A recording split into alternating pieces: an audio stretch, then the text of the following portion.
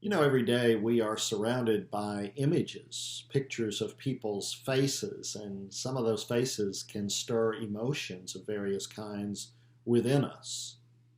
Some faces are quite disturbing, like the angry faces of the rioters at the Capitol a few weeks ago, the guy with the horns.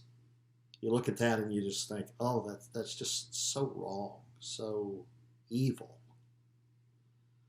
Some faces evoke sympathy. Take, for instance, the child that is hungry, or the face of an animal that has been neglected or abused. But then there are faces that bring a smile to our own face every time we look at them. When I was in college, my roommate, as part of an English project, wrote to the Olympic gymnast Mary Lou Retton. And he not only got a letter from her in return, but she included a personalized, autographed headshot, which he promptly put on his wall.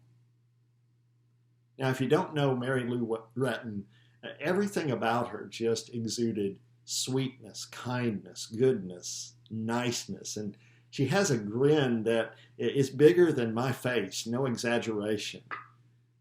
It wasn't my first crush, I'll admit, but at that time it was one of the biggest. Every time I walked by that photo, it brought a smile to my own face. Because what I saw in that picture represented a lot of things that are just good.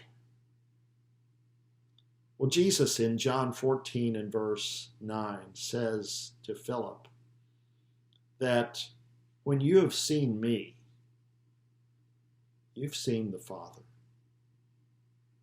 When we look into the face of Jesus, it ought to warm our hearts. It ought to bring a smile to our face. It ought to remind us of God's intention for this world. It ought to bring to mind all that is good. And it ought to remind us that whoever we are, wherever we've been, whatever we've done, we are loved by God. Have a great day. I'll talk to you soon.